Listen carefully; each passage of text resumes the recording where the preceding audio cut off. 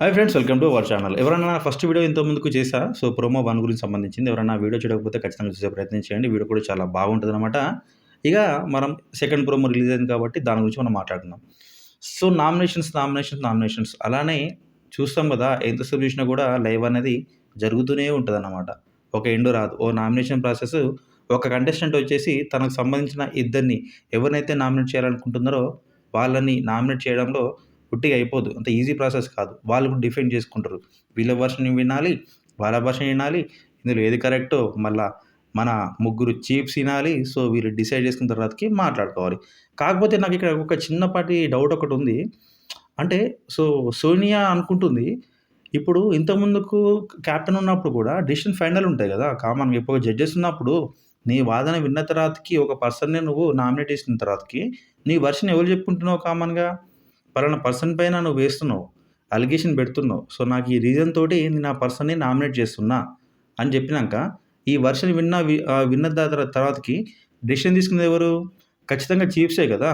So, ఒక్కొక్క సిట్యుయేషన్‌లో so, opponent ఎవరైతే కూడా వాళ్ళు డిఫెండ్ చేసుకుంటున్నారో, వాళ్ళు జడ్జెస్‌కెళ్ళి చూసి మాట్లాడినంత మాత్రాన సోనియాకి ఏమైతుందో అర్థం కావట్లేదు. తన వెర్షన్ ఏందంటే, నేను తనను నామినేట్ చేసినా, సో, తను నాతో డిఫెండ్ చేసుకోవాలి. నాకెళ్ళి చూసి డిఫెండ్ చేసుకోవాలి. మధ్యలో ఎవరు ఇంటర్ఫియర్ అవ్వద్దు. అలానే చీఫ్స్ కూడా మధ్యలో మాట్లాడొద్దు అని చెప్పేసి. కొన్ని కొన్ని సార్లు ఆ సిట్యుయేషన్ అనేది ఓవర్ అయిపోతుంటే ఏమైద్దంటే, మధ్యలో వాళ్ళు ఖచ్చితంగా ఇంటర్ఫియర్ అవ్వాలి. టాపిక్ ఎటువైపు డైవర్ట్ కాకుండా చూసుకొని నామినేషన్ ప్రాసెస్‌ని ఒక పద్ధతిలో వీళ్ళు కొనసాగించే వాళ్ళకి రైట్ ఆ విధంగా ఉంటదనమాట. సో, ఇప్పుడు 'బిగ్ బాస్' కూడా చెప్పిండు గదా! సో, ఆ మణిహారం అనేది మెడలో వేసుకున్నాక వీళ్ళకి అధికారం సేమ్ టైమ్ పవరొస్తది 'బిగ్ బాస్' పైన. 'బిగ్ బాస్' పైన అంటే ఒక హౌసే కాదు. అందులో ఉన్న కంటెస్టెంట్స్ పైన కూడా అధికారం ఉంటది. మనకు లాస్ట్ సీజన్‌లో కూడా సేమ్ అయితే ఒక సిట్యుయేషన్‌లో జరిగింది. ఎందుకంటే అక్కడ అప్పుడు కూడా అట్లనే ఒక కంటెస్టెంట్ వచ్చేసి నేను ఇక్కడ చేయొద్దు. నువ్వు జడ్జెస్ కదా! నువ్వు కెప్టెన్ అయితే ఏంది? నువ్వు కెప్టెన్ 'బిగ్ బాస్' హౌస్‌కి. బట్ మాకు కాదుగా అని చెప్పేసి అన్నప్పుడు నాకు సార్ కూడా చెప్పిండక్కడ. సో, కెప్టెన్ అనేది ఓన్లీ హౌస్‌కే కాదు. లోపల ఉన్న కంటెస్టెంట్స్ కూడా 'బిగ్ బాస్' అంటే ఓన్లీ హౌస్‌కే కాదు కెప్టెన్ అనేది. ఖచ్చితంగా కంటెస్టెంట్స్ కూడా కెప్టెనే. కా కెప్టెన్ చెప్పినట్టే కంటెస్టెంట్స్ కూడా ఖచ్చితంగా వినాలి.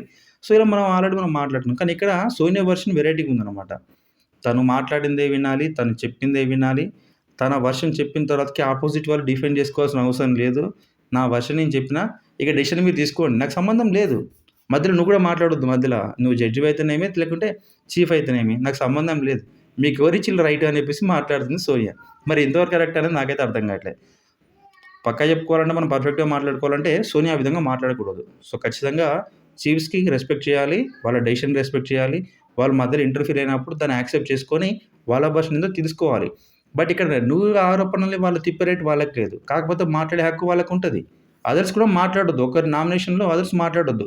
ఎక్సెప్ట్ ఎంతమంది జడ్జ్ ఉంటే జడ్జ్ లేకుంటే ఎవరైనా ఇప్పుడు చీఫ్స్ ఉంటే చీఫ్స్ మాట్లాడుకోవచ్చు. మిగతా కంటెస్టెంట్స్ ఎవరైనా బయట అంటే కామన్‌గా కూర్చున్న వాళ్ళు మాట్లాడొద్దనమాట.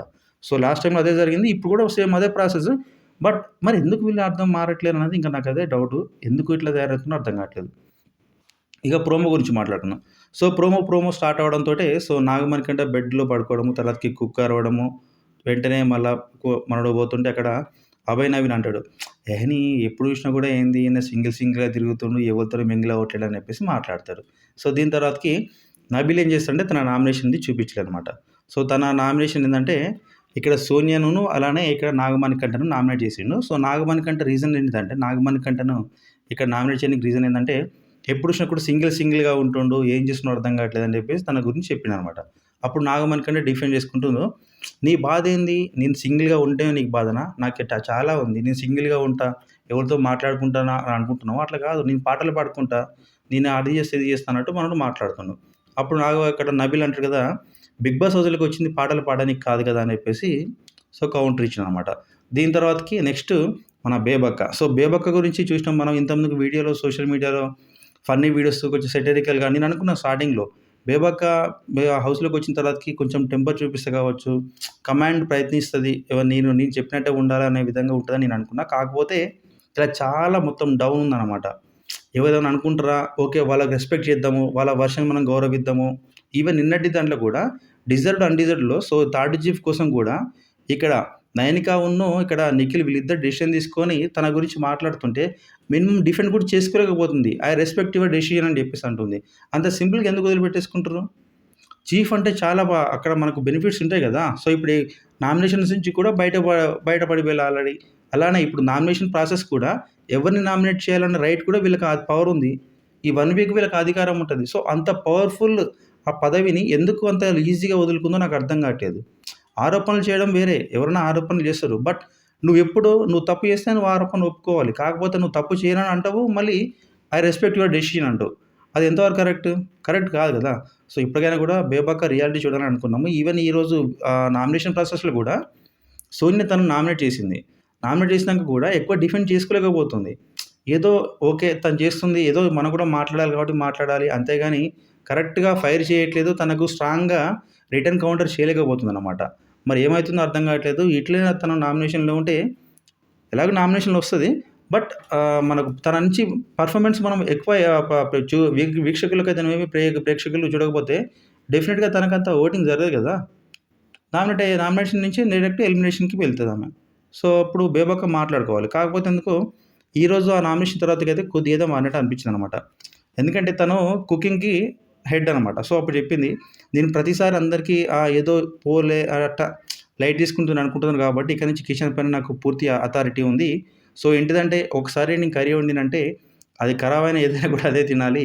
మరి మీకు ఈ కర్రీ ఇష్టం లేదని చెప్పేసని వేరే కర్రీ వండుకోనికి రూల్ లేదని చెప్పేసి ఎవరైతే ఈ చీఫ్స్ ఉన్నారో వాళ్ళు డైనింగ్ చేస్తున్నప్పుడు డైనింగ్ హాల్ దగ్గర వాళ్ళదైతే డిస్కషన్ పెట్టిందనమాట.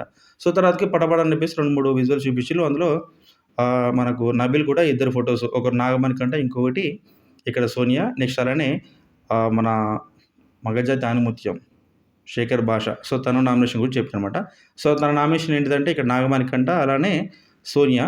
అప్పుడు ఒక మాట అంటాడు శేఖర్ భాష. ఏమంటంటే అమ్మ పెట్టదు అడక తిననిది అని చెప్పేసి. సో, ఏదో ఒక విషయం అయితే అంటే దాని తర్వాతకి మళ్ళీ వేరే మీద డిస్కషన్ మాట్లాడుతుంటారు. ఇదెంత మాత్రం కరెక్ట్ కాదని చెప్పేసి తన వర్షన్ చెప్పాడు. తర్వాతకి నాగమణికంట డిస్కషన్ జరుగుద్దనమాట. నువ్వు క్లారిటీ లేని వ్యక్తివి. సో, క్లారిటీ ఉన్న వ్యక్తి పైన నువ్వు నామినేట్ చేస్తున్నావు. అంటే ఎంత దారుణంగా ఉందో చూసుకో అని చెప్పేసి నాగమణికంట ఇక్కడ మనోడికి శేఖర్ భాష మీద అయితే కౌంటర్ ఏసాను. అంతలోనే అప్పుడు సడెన్‌గా ఒక్కసారే మళ్ళా విష్ణుప్రియ కూడా కొద్దిగా షాక్ అయినట్టు చూపించాలనమాట. దీని తర్వాతకి Bebakka nomination. So, Bebakka nomination ఎవరి గురించి అంటే నబీల్ పైన చేసింది నామినేషను. సో, ఏంటిదంటే తన వర్షన్ ఏంటిదంటే తన కామెంట్ ఏంటిదంటే, సో, ఇక్కడ నబీల్ ఎవరితోని అంత మింగిల్ అవ్వలేకపోతుండు. అలానే ఏదైనా హెల్ప్ అన్నప్పుడు కూడా ఎవరిని అడగలేకపోతుండు. ఆఫర్ చేయలేకపోతుండు అని చెప్పేసి అడిగిందనమాట. సో, అప్పుడు సీత ఏం చేసిందంటే పక్కనున్న సీత కూడా లేదక్క తను చాలా సార్లు అడిగిండు, హెల్ప్ చేసిండు. అలానే చాలా సార్లు అడుగుతుండే అన్న ఇష్యూని కూడా అడుగుతుండు అని చెప్పేసి అన్నప్పుడు అక్కడ చైర్ పైన కూర్చున్న సింహాసనం పైన కూర్చున్నటువంటి నిఖిల్ ఏం చేసాడంటే, సీత నువ్వు కామ్‌గా ఉండు. నువ్వు మాట్లాడొద్దు. ఎందుకంటే ఇది నీకు కాదు.